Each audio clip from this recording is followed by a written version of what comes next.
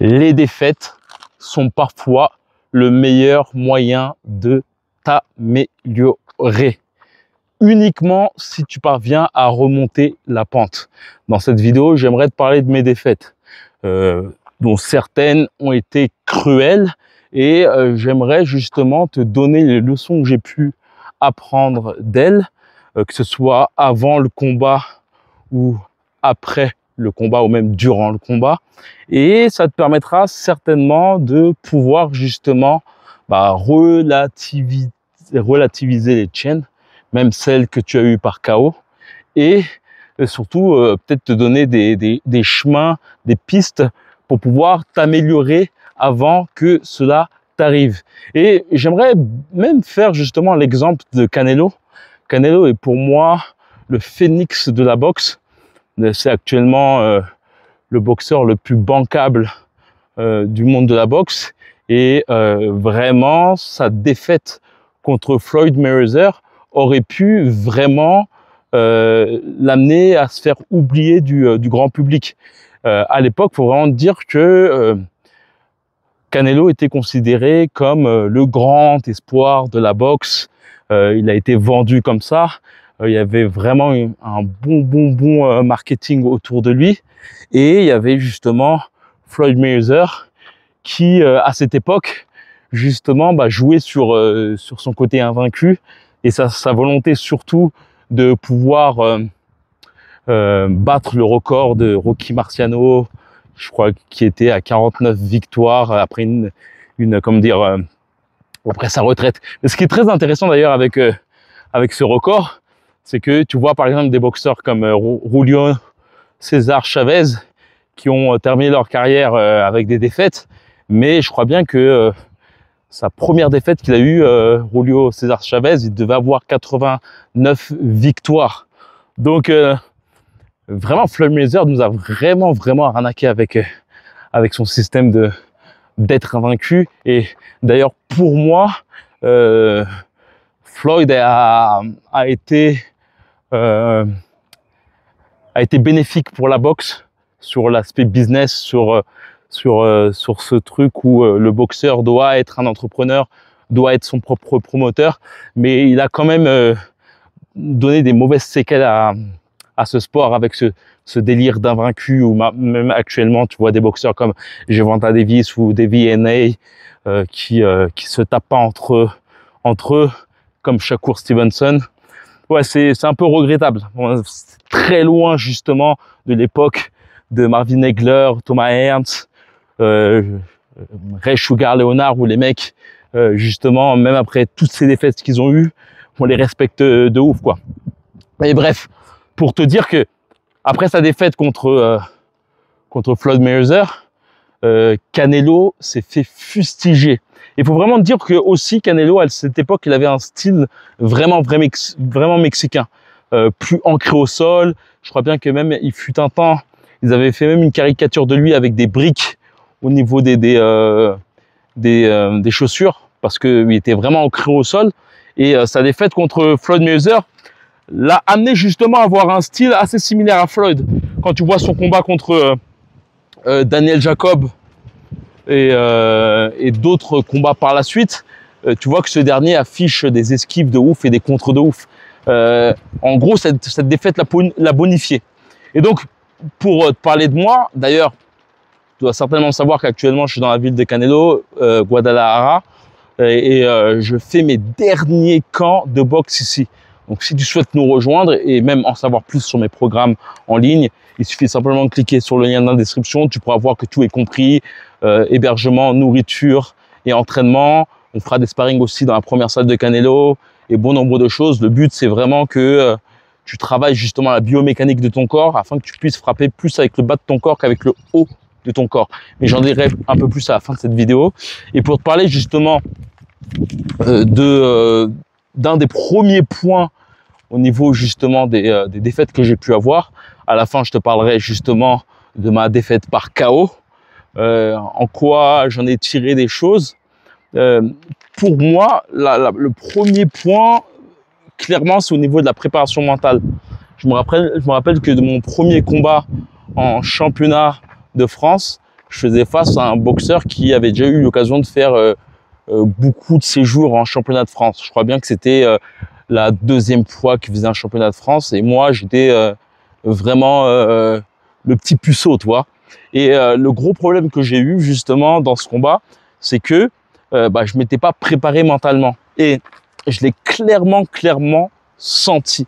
C'est-à-dire que de nature hargneuse ou autre, tu vois, j'arrivais dans le ring face à quelqu'un qui était assez expérimenté, avec plus de combats que moi. Mais surtout, en fait, l'aura était tout autre. Quand je l'ai regardé dans les yeux, j'ai pas flippé, mais j'ai senti une énergie d'un mec qui voulait me zigouiller. Tu vois, j'ai perdu le combat au point. Je vais pas dire que c'était serré, le gars m'a clairement dominé. Mais je pense que ce premier regard que j'ai eu avec lui, ça a beaucoup joué sur ce fait qu'il faut se réchauffer physiquement avant un combat, mais il faut aussi te réchauffer mentalement. C'est très important car ça joue dans ta ténacité, dans ta capacité à pouvoir prendre les devants. Et en fait, le gros problème que j'ai eu durant cette confrontation, c'était que je m'étais amusé. C'est le gars tout béat, comme s'il était dans un parc d'attraction, même pas concentré sur le combat qu'il faisait. Et j'allais regarder les combats des concurrents que je pourrais éventuellement avoir après justement cet adversaire. Et donc mon combat venant, je crois bien que je me suis habillé très rapidement, échauffé très rapidement, sans pour autant être rentré dans ma grotte intérieure, tu vois. Je pense que c'est vraiment une chose très importante. Lorsque tu fais un combat, n'essaye pas de regarder les combats de tes potes, n'essaye pas de regarder, surtout si tu es en compétition, regarder les combats de tes compétiteurs autres. Si tu n'as pas combattu auparavant, reste dans ta bulle, reste dans ton vestiaire et reste focus par rapport à toi. Et même si on doit mettre un deuxième point par rapport justement à la préparation mentale, je pense que le point qui est essentiel si tu souhaites justement être efficace dans ta préparation mentale, c'est vraiment l'aspect sacrifice. Je pense que lorsque tu n'as pas fait les sacrifices en amont, que ce soit au niveau des entraînements, que ce soit au niveau même de plusieurs choses, quoi, en fait, lorsque tu vas perdre, tu vas regretter. Et ça, c'est un point vraiment qui peut c'est terminer un combat avec des regrets, c'est quelque chose qui est vraiment perturbant. Et je pense que le sacrifice est très important, même pour avoir cette ténacité justement au niveau du combat intérieur. Tu vois, lorsque tu te fais laminer et que tu sais que tu as fait des sacrifices, il y a l'ego qui a plus de facilité à t'amener à te surpasser, toi. D'où l'importance aussi, même dans ta préparation mentale. J'avais une formule qui était très intéressante, c'est que dans ta préparation mentale, le sacrifice, c'est, on va dire, le bois, la rage, on va dire que c'est le feu. Donc le sacrifice et la rage, c'est le feu. Mais pour pouvoir justement jouer avec la combustion, il te fallait justement te concentrer, tu sais, respirer, souffler, respirer et te mettre justement, comment dire, te monter en l'air. Ça, c'est vraiment une chose qui est très intéressante. Quand tu aperçois par exemple Mike Tyson se préparer mentalement avant un combat, tu le vois tourner en rond et en tout cas j'ai toujours cette impression qu'il se montait en l'air, tu vois. Et donc c'est très intéressant, hein. Vraiment mets-toi dans ta grotte, cherche pas à regarder aucun combat, mets-toi de la musique, même pas forcément aussi avec des paroles, et respire intensément en pensant constamment au sacrifice que tu as fait et justement en te mettant un peu de haine et un peu d'orgueil. En fait, ces sacrifices, tu les as fait pas pour rien. Donc, en somme, la personne devant toi, tu dois faire en sorte qu'elle ne gagne pas. Bon, après, si elle gagne, mais voilà. Dernier point, avant de te parler justement de ma défaite par KO, je te dirais justement pourquoi j'ai perdu par KO, quelles sont les erreurs que j'ai faites et qu'est-ce que j'ai fait pour rectifier tout ça. Mais j'aimerais te parler justement d'un élève à moi qui a fait un de mes camps et qui justement qui a eu une défaite. Et en fait, sa défaite était due justement à la peur des autres. C'est un point très intéressant car en fait, ça m'a pas choqué parce que lorsque j'ai eu l'occasion de faire justement ce camp avec lui, je me suis aperçu que en fait, il y avait une grosse bataille d'ego entre nous deux. Tu vois, moi, je suis quelqu'un, quand tu viens dans mes camps de boxe, mon but, c'est vraiment de t'améliorer et si je vois une petite faille, même si ça te paraît insignifiant, eh ben, je vais te le dire. Et si je dois te le dire constamment, c'est vraiment, je suis très rébarbatif. Ça veut dire que en général, les élèves qui viennent dans mes camps, ils m'entendent toutes les 1 minute. Toutes les 1 minute, ils entendent justement des échos de ma part. Ce qui permet justement aussi d'avoir une sensation, d'avoir une sorte de miroir parlant derrière soi qui nous permet de nous corriger sans pour autant avoir besoin de nous rectifier et de nous voir, tu vois. Et donc, en fait, quand je le rectifiais devant les gens, je sentais que il y avait ce délire où comment ça, tu me rectifies devant les gens. J'en ai parlé avec lui. Hein. Il me disait que en somme, où il habitait, il avait cette tendance à se faire respecter. Et c'est la première fois, c'est un gars de campagne, un petit gars de campagne, et c'est la première fois que son ego était piqué de la sorte. Et donc, quand il m'a dit qu'il a perdu son combat de par en fait le fait qu'il y avait un tas de gens autour de lui, c'était son premier combat, et ben cela m'a pas choqué. Et je te cache pas qu'il y a un truc qui peut être intéressant si tu souhaites justement casser ta peur des autres, c'est justement de faire en sorte de jouer sur ça, quoi.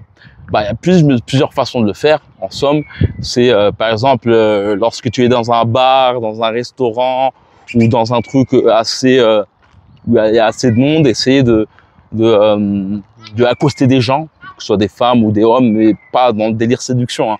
Simplement parler à quelqu'un qui est dans une table en lui demandant l'heure. Et en général, si tu es timide, tu peux avoir justement une peur justement d'accoster des gens. Il y a une chose que tu peux faire aussi, c'est ouais, même pourquoi pas aller en soirée tout seul et danser. Si tu aimes pas danser, je pense que c'est l'une des choses qui peut amener vraiment à briser cela.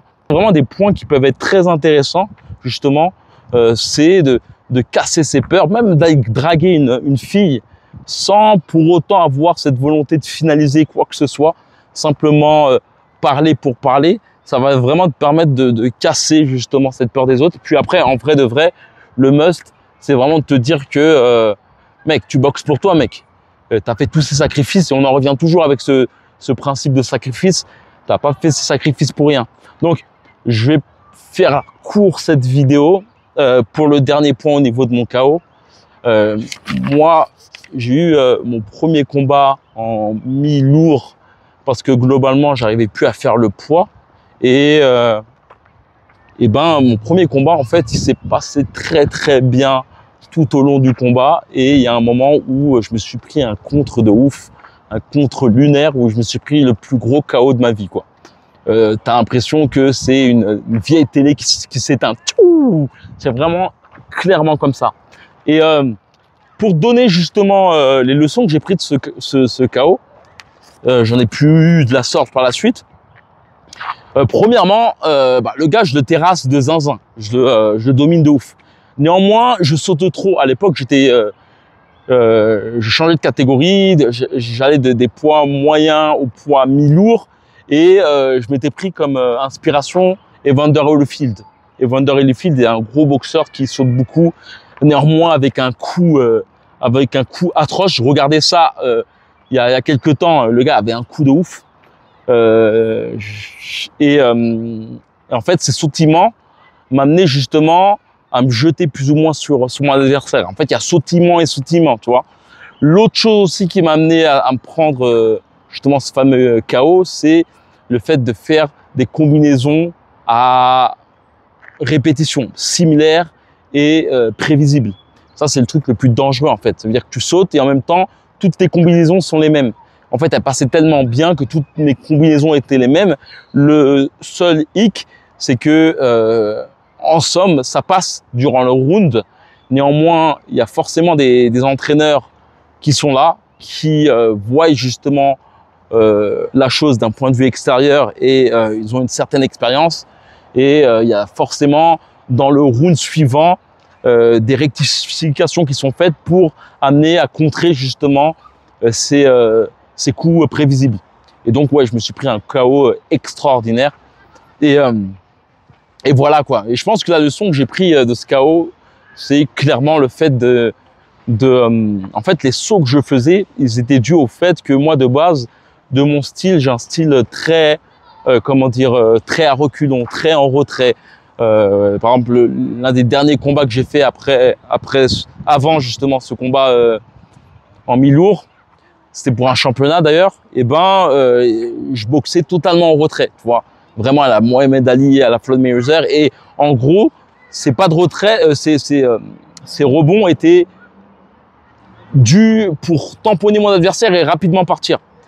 Et en somme, pour te la faire court, je me rappelle d'une phrase de Malik Bouziane, qui est un grand de mon club, qui fut champion de France, champion d'Europe et vice-champion du monde, IBF, et qui disait une phrase qui était « accepte de te prendre un coup pour en donner 10 par la suite ». Chose qui est très intéressante parce que lors de ce combat, en fait, je voulais prendre aucun coup. Je voulais prendre aucun coup. Et avoir ce délire d'accepter de prendre un coup pour en donner 10 par la suite, ça t'amène justement à pouvoir mieux t'écraser au sol, tu vois, moins être dans le rebond, plus par exemple encaisser un coup pour frapper par la suite. Par exemple, le coup que j'ai pris qui m'a mis KO, c'était le premier coup qu'il me donnait.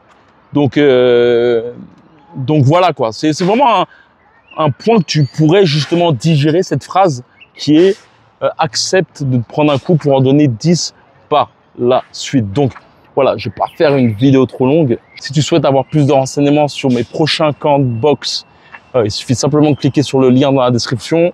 Comme je t'ai dit, ces camps ont pour but justement de pouvoir t'améliorer au niveau de ta boxe, au niveau de ta biomécanique surtout. Vraiment faire en sorte que tu puisses frapper avec la totalité de ton corps et non pas uniquement avec le haut du corps. C'est vraiment un camp totalement personnalisé. Il y a un programme, mais en réalité, le but, c'est de pouvoir sophistiquer une boxe qui te va, un style qui te va. Et puis aussi, on est en tout petit comité, ce qui permet à moi-même de pouvoir justement être sur ton dos constamment et te donner des feedbacks constants, comme l'a pu le dire Paolo d'ailleurs, le fait que je sois vraiment constamment derrière vous. C'est pas juste 10 jours, c'est pas que 10 jours, c'est 10 jours d'entraînement 2 fois par jour. Donc la quantité de connaissances qu'on a et aussi le nombre de corrections, parce que pour apprendre quelque chose, il nous faut du feedback. Et en fait, là, ce qui fait la différence avec, par exemple, des entraînements qu'on pourrait faire en France dans des cours où il y a beaucoup de gens, c'est que là, le feedback, on l'a limite toutes les 5 minutes, en fait. Comme tu es là avec nous, dès qu'il y a quelque chose qui va pas, tu es là, tu nous donnes du feedback, tu nous corriges. Et en fait, c'est plus ça qui compte dans l'apprentissage, c'est le nombre la quantité de feedback que tu vas recevoir. Et là, en 10 jours, comme on n'est pas beaucoup, tu es vraiment sur notre dos, et ben en fait, on progresse tout le temps. Et pour avoir fait la comparaison avec ce que j'ai pu apprendre dans des cours de boxe anglaise que j'ai fait en France, ce qu'on a fait avec toi, ça vaut facile 5-6 mois que j'aurais pu faire en France. Donc non, en vrai, 10 jours, c'est très très bien. Et même, il n'y a pas besoin de plus, parce qu'après plus, ça peut être... Voilà, c'est ma dernière au Mexique. Si tu souhaites vivre une expérience de ouf, que ce soit culturelle, entre boug aussi, entre boxeurs qui kiffent la boxe, et surtout faire des sparring aussi avec des adversaires qui ont du level, et surtout travailler le bas de ton corps. Peut-être que c'est pas trop une chose que je travaille en club, et ben ce camp est fait pour toi. Si tu souhaites nous rejoindre, il suffit simplement de cliquer sur le lien dans la description, et voilà, on se retrouve dans les coulisses. Comme d'habitude, que la boxe avec toi. Ciao.